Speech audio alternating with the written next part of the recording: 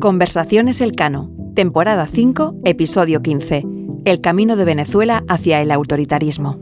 Juro delante de Dios, juro delante de la patria, juro delante de mi pueblo, que sobre esta moribunda Constitución haré cumplir, impulsaré las transformaciones democráticas necesarias para que la República Nueva tenga una carta magna adecuada a los nuevos tiempos. Lo juro. Era el año 1998 y así prometía Hugo Chávez el cargo como presidente de Venezuela. Acababa de arrasar en unas elecciones que ponían fin a más de 40 años de bipartidismo, liderando la plataforma Movimiento Quinta República, que aspiraba a cambiar la Constitución y avanzar en profundas reformas económicas de corte socialista. La victoria de Chávez se repitió en el año 2000, en unas elecciones que renovaron todos los poderes del Estado. Esta votación, popularmente conocida como las megaelecciones, consolidó su liderazgo y marcó el comienzo de una nueva etapa política en Venezuela. Con Chávez ya plenamente afianzado en el poder, arrancó la autodenominada Revolución Bolivariana, un proceso de transformación económica, política y social que avanzó al ritmo de unos precios del petróleo que durante la primera década del siglo XXI no dejaban de subir hasta alcanzar máximos históricos. En estos años, Venezuela se convirtió en un referente regional y lideraría el giro a la izquierda de América Latina. En cuestión de unos pocos años, a Venezuela le seguirían Ecuador, Bolivia, Argentina, Brasil, Nicaragua, Paraguay, Perú o El Salvador. El gran compañero Bernardo Álvarez, que regrese a la patria. Cuando haya un nuevo gobierno en Estados Unidos, mandaremos un embajador. Un gobierno que respete a los pueblos de América Latina. A la América de Simón Bolívar, carajo. Váyanse al carajo, yanquis de mierda, que aquí hay un pueblo digno. Y como acabamos de escuchar, Chávez también transformó la política exterior de Venezuela. Su discurso internacional siempre estuvo marcado por un fuerte rechazo a Estados Unidos, un acercamiento geopolítico con países afines, especialmente con Cuba, pero también China o Irán, y una convencida apuesta por el proyecto de integración latinoamericano. Sin embargo, desde el inicio, la reconfiguración institucional impulsada por el chavismo se topó con una fuerte resistencia por parte de la oposición. La tensión escaló rápidamente.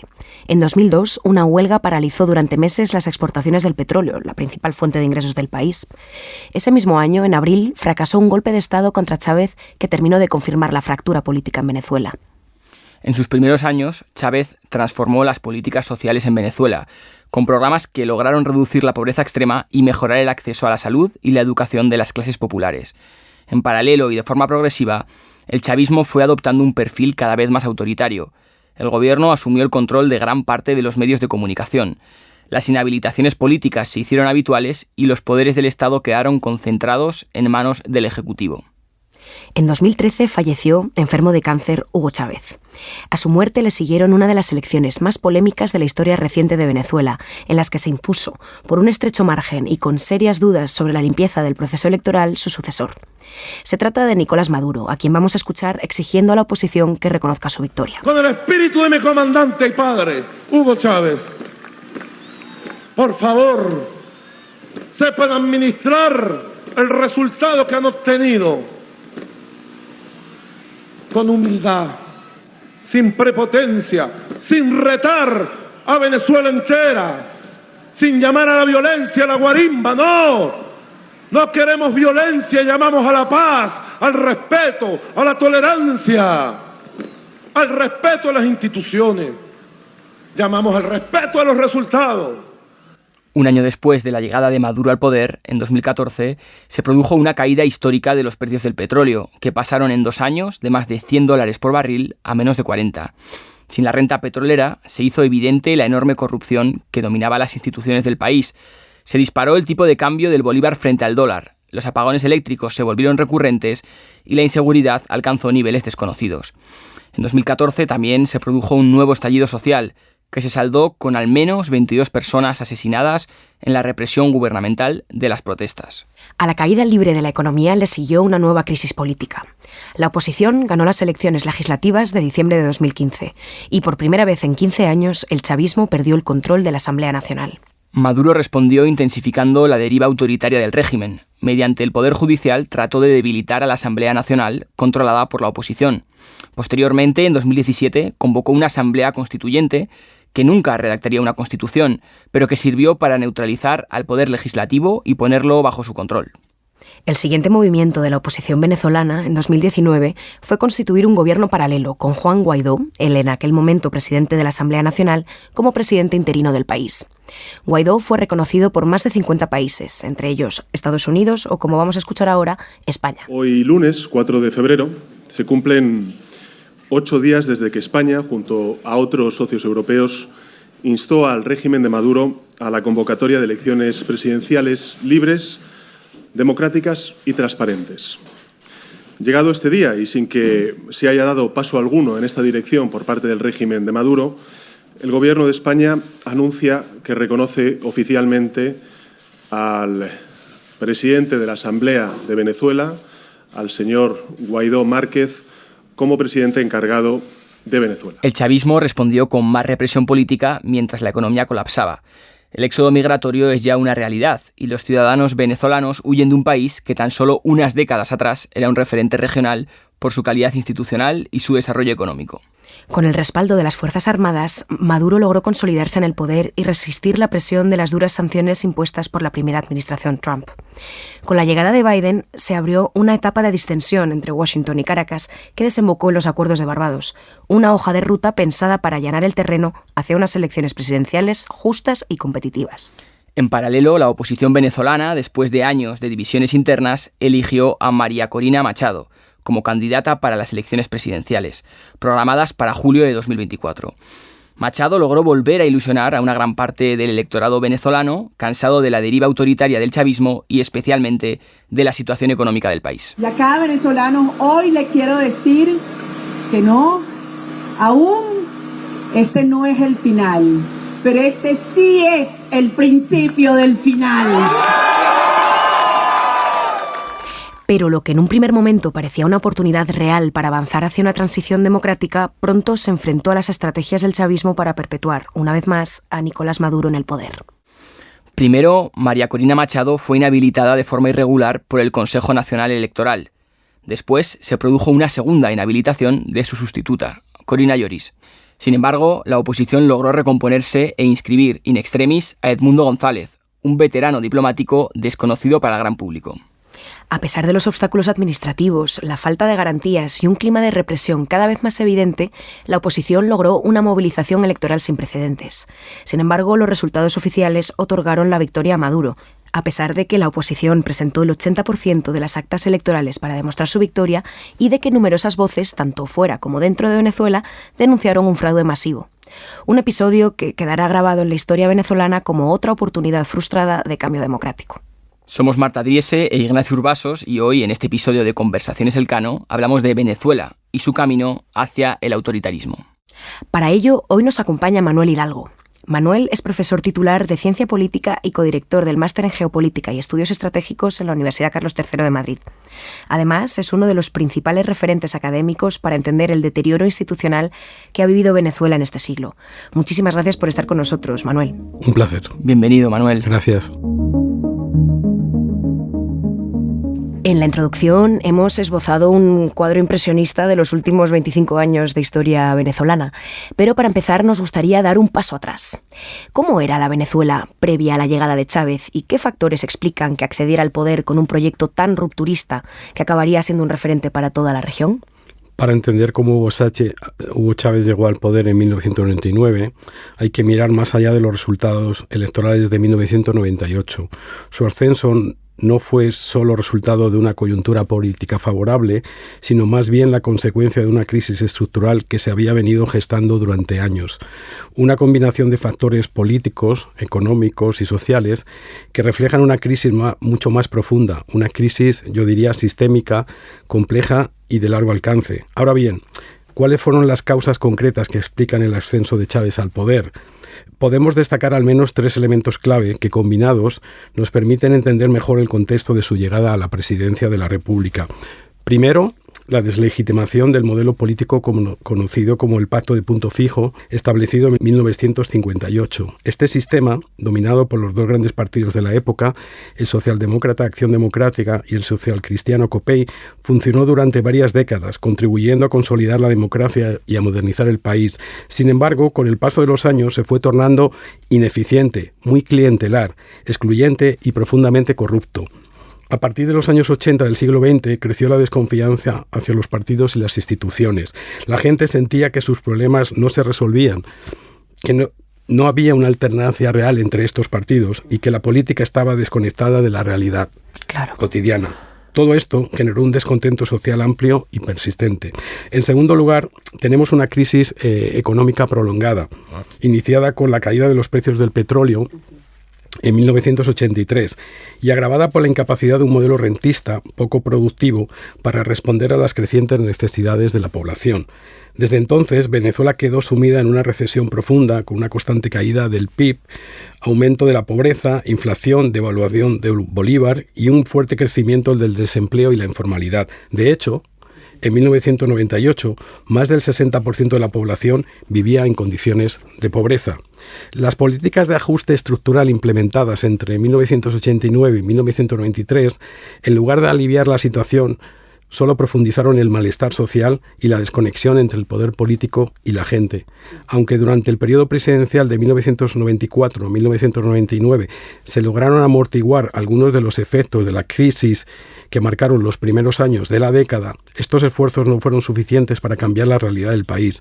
Ya en 1998 la situación comenzó a agravarse por la caída de los precios del petróleo, la crisis financiera en los países del sudeste asiático y un clima de creciente incertidumbre electoral.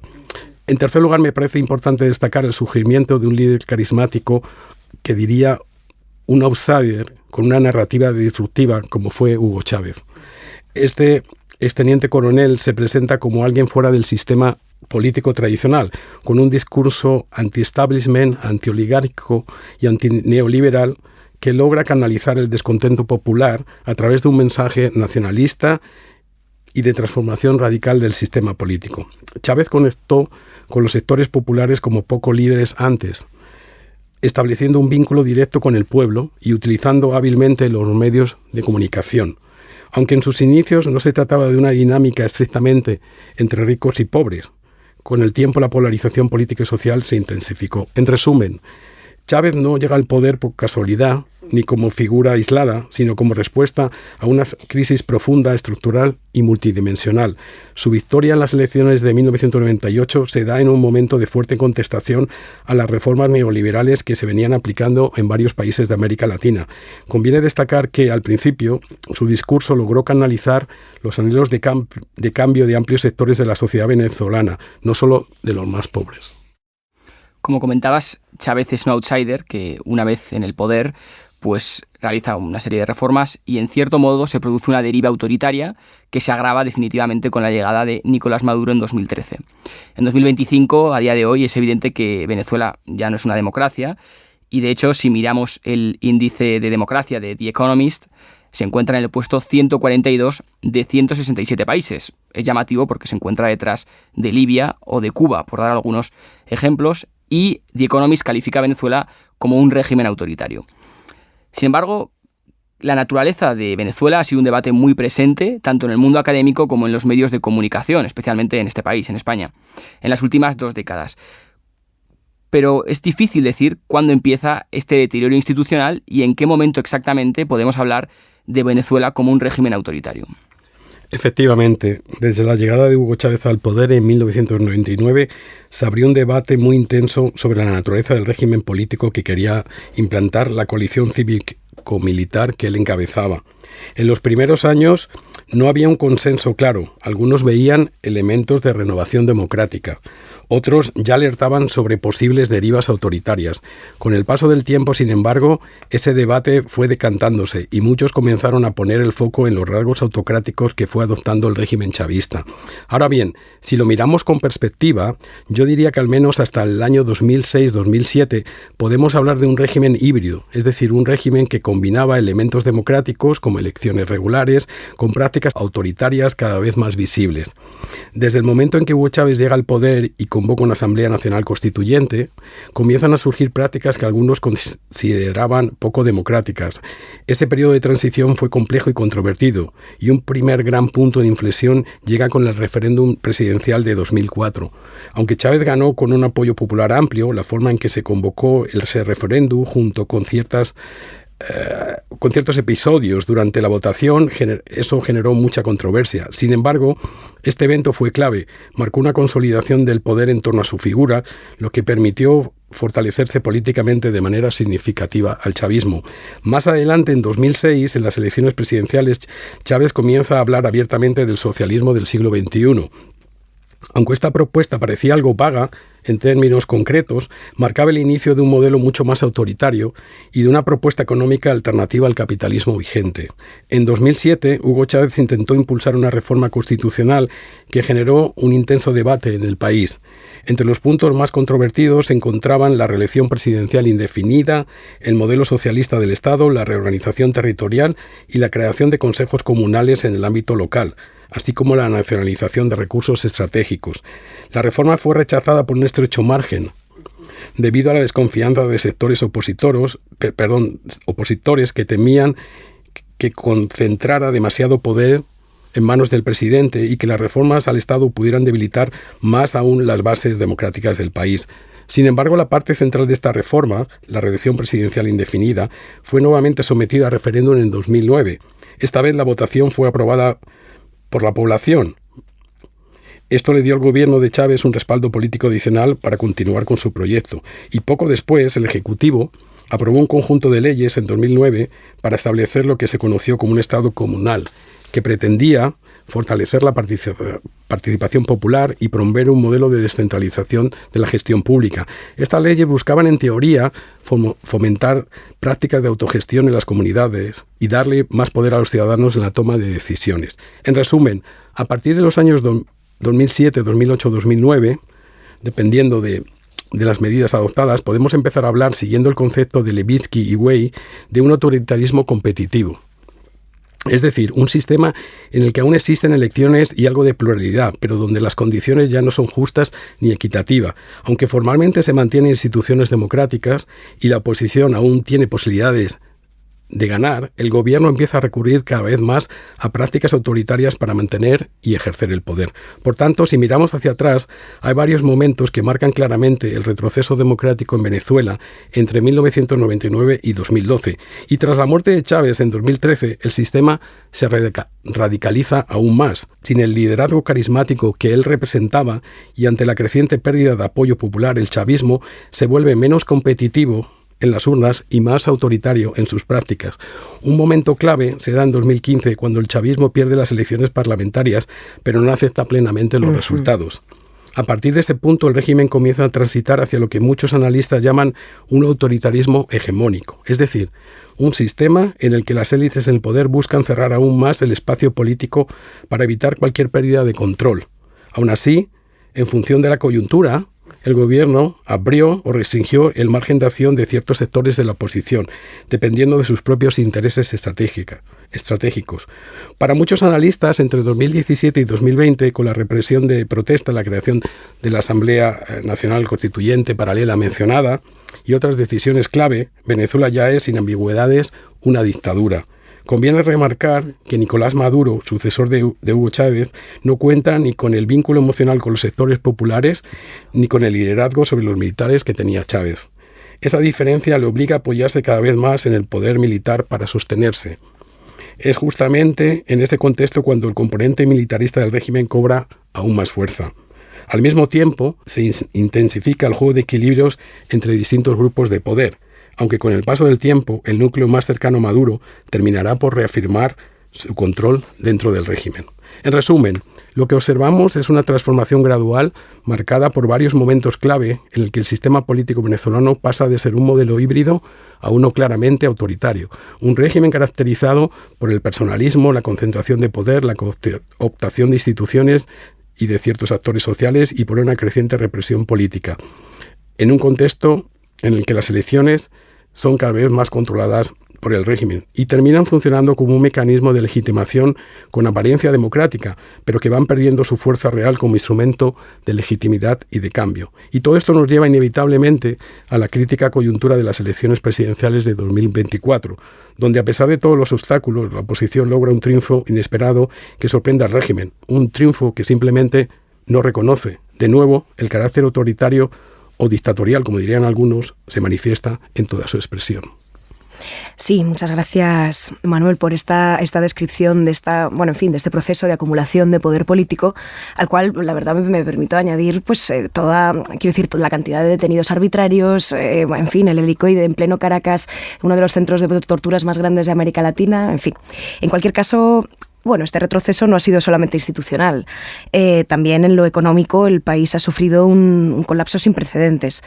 Y resulta paradójico que el país con las mayores reservas de petróleo del mundo, que durante décadas ha sido símbolo de modernización y prosperidad en América Latina, atraviese hoy una de las crisis más profundas del continente.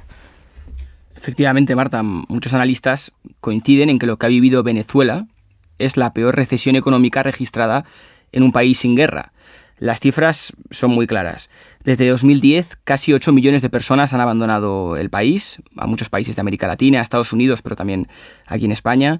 La producción de petróleo se ha reducido a 1/3 de lo que era hace 20 años, y hay que recordar que esta es la principal actividad económica del país, y en definitiva la economía se ha contraído en más de un 70% desde sus máximos a comienzo de siglo.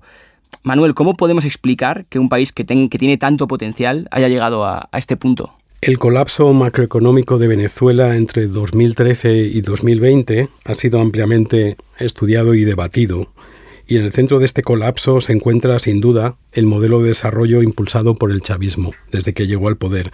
Hay varios elementos fundamentales que nos ayudan a entender cómo se llegó a una crisis tan profunda. En primer lugar, una política económica profundamente errónea. Desde una política cambiaria rígida y poco realista, pasando por controles y múltiples tipos de cambio, hasta una apreciación artificial del bolívar.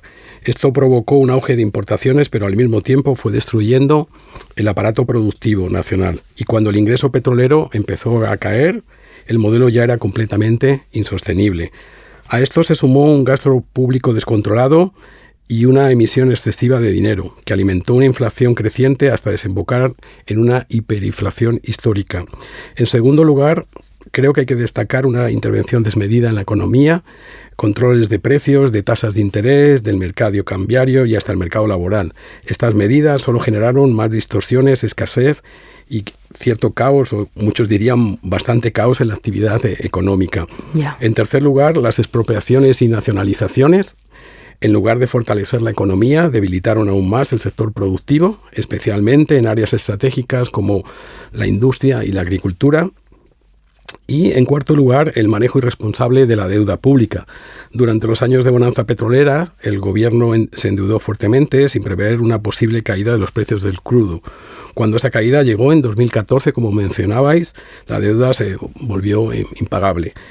Desde ese año, con el desplome de los precios del petróleo, que generaba, no lo olvidemos, más del 90% de las divisas del país, los ingresos del Estado colapsaron. Y a partir de 2017, con las sanciones internacionales, especialmente desde Estados Unidos, se dificultó aún más el acceso a financiamiento y divisas, agravando el deterioro económico. A todo esto se sumó la incapacidad del Estado para dar una respuesta eficaz.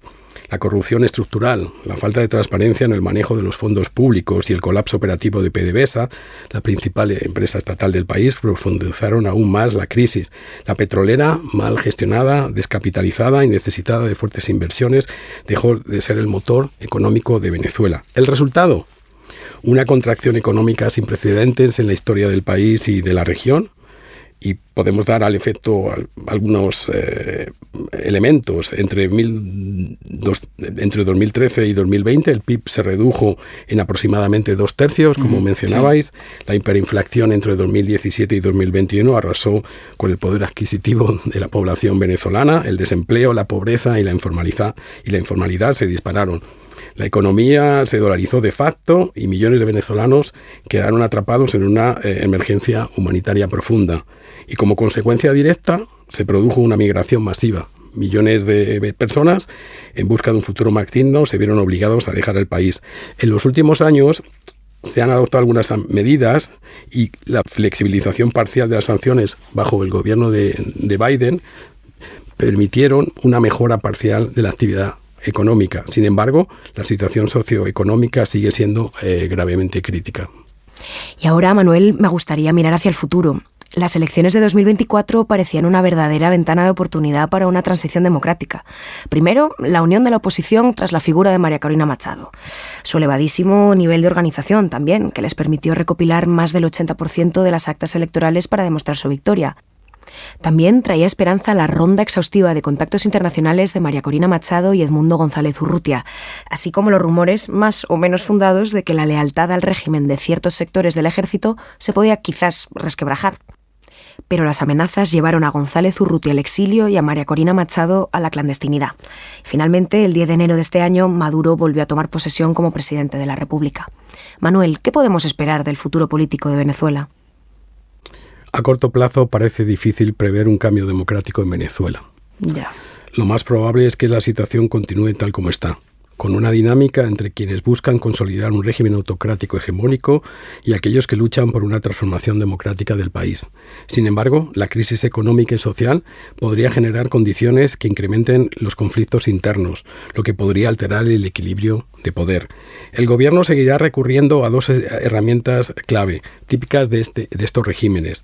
En primer lugar, la represión, que como hemos visto se ha intensificado, y la violación de los derechos humanos, que ya se ha apuntado, y la cooptación de actores políticos y económicos. No obstante, a medida que la situación empeore, es posible que estas herramientas pierdan eficacia. La capacidad de las elecciones para legitimar al gobierno se ha visto considerablemente debilitada, especialmente después de las presidenciales de 2024. Resulta difícil imaginar que las elecciones parlamentarias y regionales que están por celebrarse puedan revertir el alto nivel de deslegitimación del proceso electoral. Es más probable que el chavismo busque nuevas fórmulas, especialmente en el ámbito de las comunidades. Ahora bien, si analizamos la situación después del triunfo electoral de la oposición en 2024, un triunfo que, como sabemos y hemos apuntado aquí, el gobierno no reconoció, varios factores favorecían en ese momento una posible transición hacia la democracia. Primero, la oposición estaba unida en torno a un liderazgo transformador, que apostaba claramente por la vía electoral y democrática, tras un largo periodo de aciertos y errores, donde se probaron distintas estrategias para intentar desbancar al chavismo del poder. En segundo lugar, los resultados reflejaban un deseo de cambio por parte de amplios sectores de la sociedad, lo que podría haber abierto la puerta a un cambio real. Y finalmente, existían presiones y apoyo internacional de varios países para asegurar que se respetara el resultado en las urnas. Sin embargo, faltaron a mi juicio dos factores típicos que son característicos de los procesos democratizadores, en perspectiva comparada. Primero, no se observa una división significativa dentro de la élite gobernante. Ya. Los militares, los cuerpos de seguridad y los distintos poderes siguen siendo leales a Maduro, a pesar de algunas tensiones internas y disensos que han sido sofocados con represión, desplazamiento de cargos y cambios en las responsabilidades, además de otras actuaciones en las que no podemos entrar ahora. Igualmente, la movilización popular sigue siendo insuficiente. En Venezuela, cuando las protestas crecen, el gobierno responde con una represión, hemos visto en tiempos recientes, más contundente. Y tras las elecciones de 2024, muchos venezolanos no ven que el liderazgo opositor esté señalando vías claras hacia un cambio democrático. De ahí que eso influya en esas movilizaciones. Desde entonces, ha quedado más claro que el gobierno mantiene lo que llama una unión cívico-militar-policial. Un acuerdo entre civiles, incluidas, ojo, no lo olvidemos, fuerzas irregulares, militares y cuerpos de seguridad, para defender lo que consideran las amenazas a su poder. Esta colaboración busca asegurar que el régimen se mantenga a toda costa. De cara a las próximas elecciones parlamentarias y regionales, o incluso a una posible reforma constitucional, aunque hay muy poca información al respecto, se espera un mayor control estatal, un cambio en el modelo económico y un avance hacia lo que algunos llaman la cubanización del país, pero no en el sentido del modelo cubano clásico, conviene remarcar. Todo esto podría generar nuevas movilizaciones. En resumen, como hemos visto en otros contextos y en la historia reciente de Venezuela, existe un caldo de cultivo que podría hacer que las protestas masivas estallen nuevamente. Y eso depende en gran medida del papel que jueguen los sectores de oposición. La situación está lejos de resolverse y las tensiones podrían escalar aún más a medida que el descontento popular siga creciendo, especialmente con nuevas medidas de tipo político-institucional que podrían implementarse tras la aprobación de una reforma constitucional. Pero por ahora, el chavismo sigue manteniendo el control de la situación.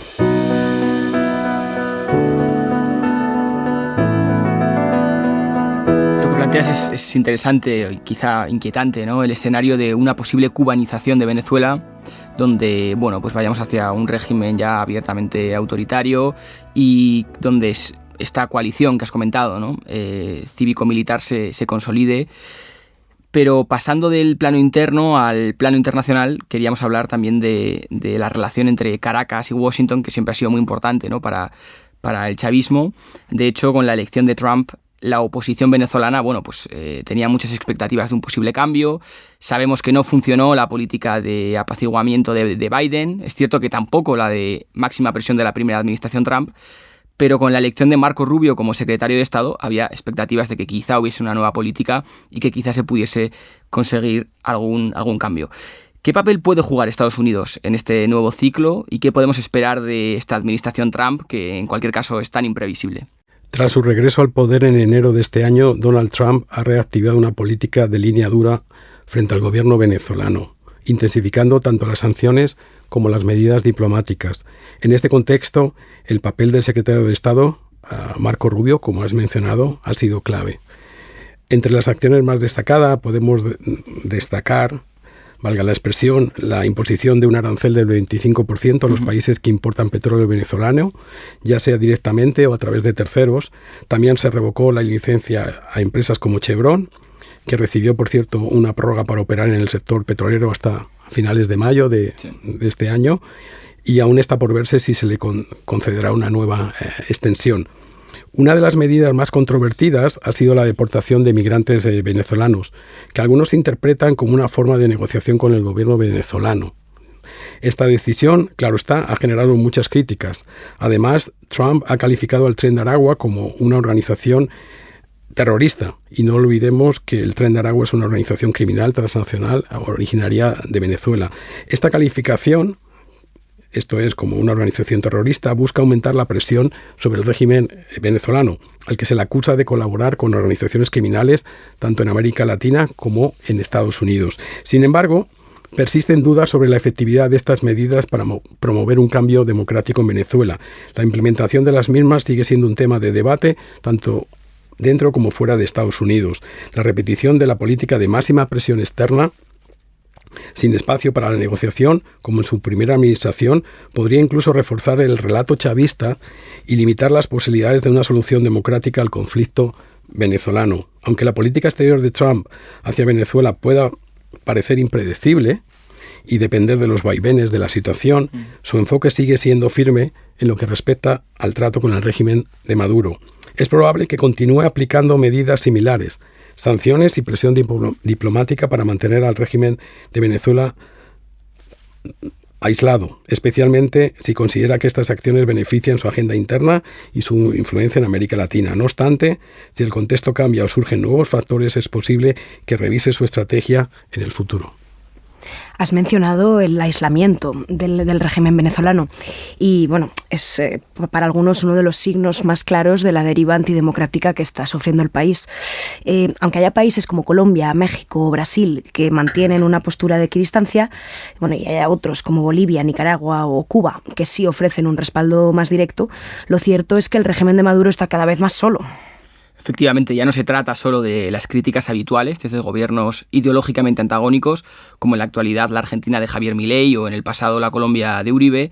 Ahora también llegan incluso desde la propia izquierda democrática, como es el caso de Gabriel Boric en Chile. Y todo esto sin entrar aún en el conflicto territorial con Guyana por el Esequibo, que ha tensado aún más las relaciones de Venezuela con sus vecinos caribeños o con Brasil.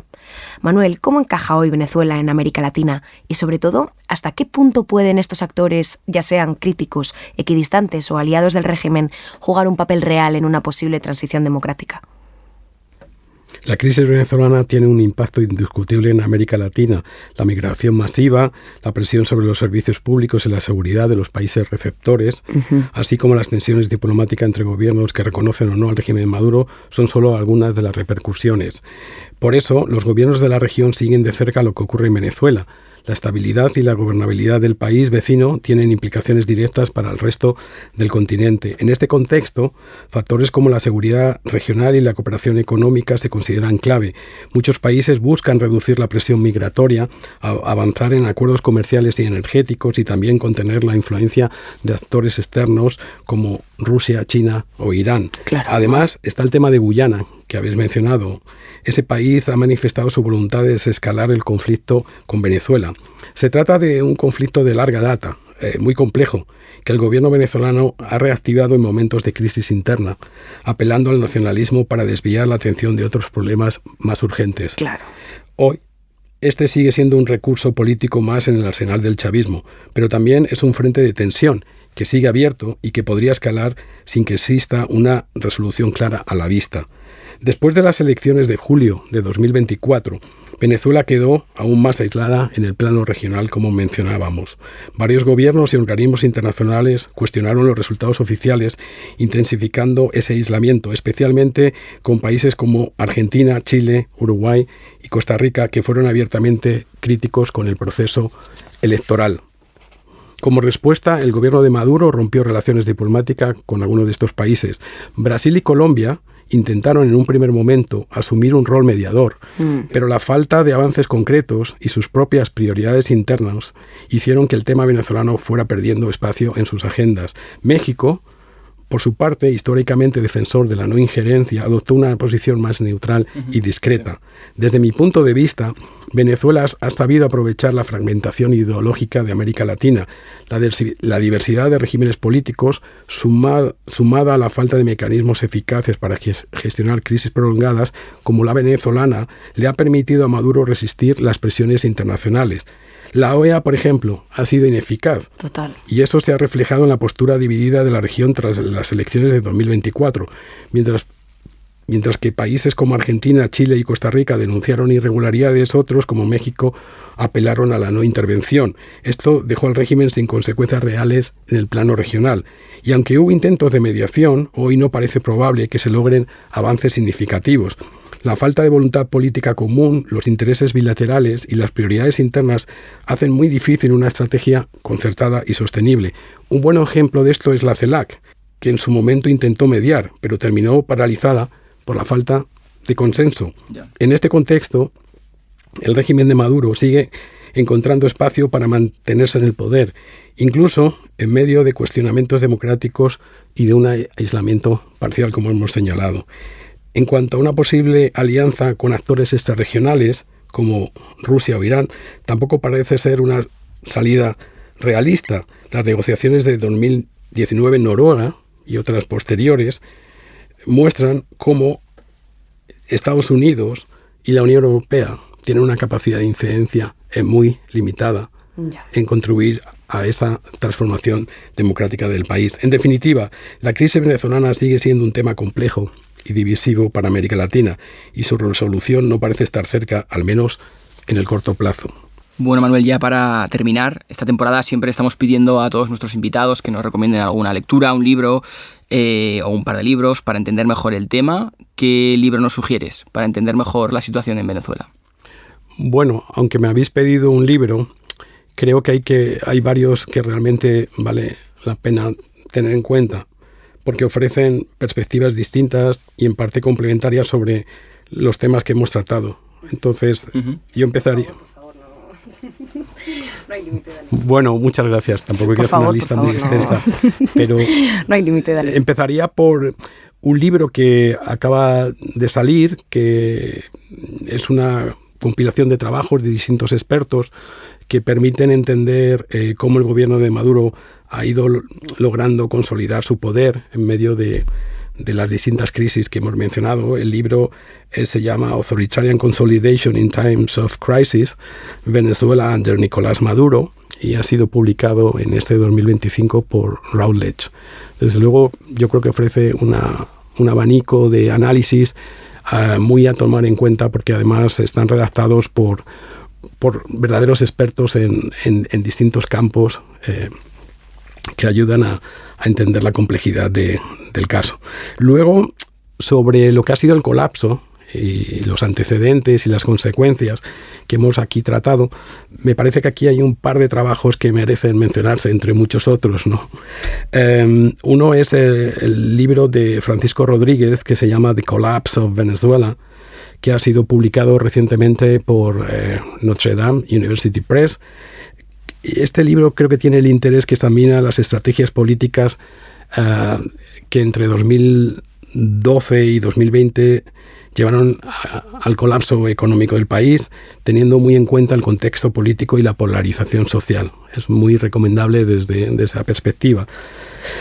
Y también en esta línea de analizar el colapso, destacaría un libro publicado en Caracas en el año 2020 que se llama Venezuela en la encrucijada, radiografía de un colapso, en el que participan aquí distintos autores y que ofrecen una mirada crítica y multidisciplinar, teniendo en cuenta elementos políticos, económicos, sociales e internacionales sobre el colapso venezolano. O sea que yo creo que, de nuevo, estos ayudan a profundizar, ¿no? Y a ampliar nuestro conocimiento de estas cuestiones. Y luego, sobre el tema que me habéis preguntado del retroceso democrático en Venezuela, lo que la literatura en parte llama backsliding, ¿no? En inglés, hay un trabajo ahí de Javier Corrales que está publicado en el año 2023 por Brookings, que se llama Autocracy Rising, How Venezuela Transitioned to Authoritarianism. Yo creo que es un muy buen análisis para entender ese proceso de desmonte, ¿no? De las instituciones democráticas y el carácter autoritario que tiene el régimen.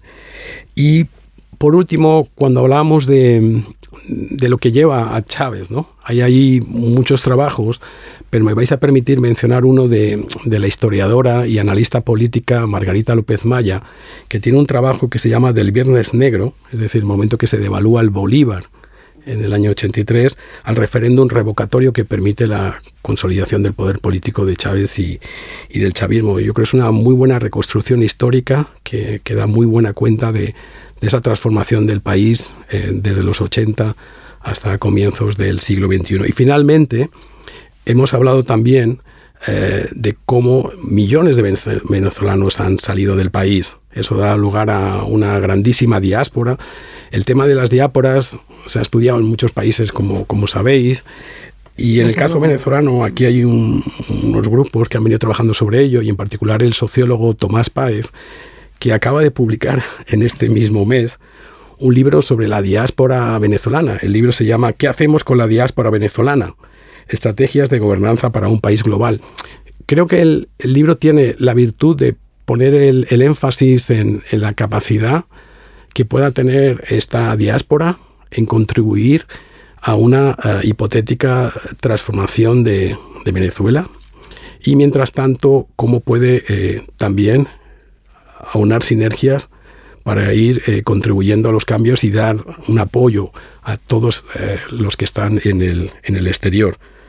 Y bueno, habría por supuesto mucho más, pero yo creo que en conjunto estos textos ofrecen enfoques diversos que ayudan a comprender mejor la compleja realidad de Venezuela. Para mí son lecturas altamente recomendables. Fantástico, muchísimas gracias, Manuel. A vosotros. Muchas gracias por acompañarnos. Un placer estar con vosotros. Fantástico, muchísimas gracias, Manuel. Conversaciones Elcano.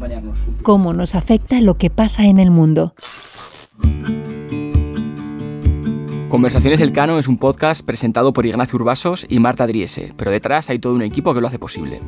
Marta Corral, Laura Mula e Ivanosca López Valerio se encargan de la distribución digital. Pablo Colomer, Sara Mejía, Aurea Moltó y María Solanas asesoran con la producción y diseño de episodios. La edición, producción e identidad sonora corren a cargo de Toña Medina y Ángeles Oliva, y la grabación a cargo de Íñigo Guerrero, de Blueberry Studios. En la sección de entrevistas contamos con el equipo de investigación del Real Instituto Elcano. Puedes seguir Conversaciones Elcano en las principales plataformas de podcast.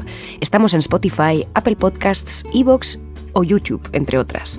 Si quieres conocer los temas que tratamos aquí con mayor profundidad y estar al día de todas nuestras actividades, visítanos en la web del Real Instituto Elcano, www.realinstitutoelcano.org, o síguenos por X, Twitter o Blue Sky en @rielcano. Y si no quieres perderte ninguno de nuestros episodios, suscríbete a nuestro podcast.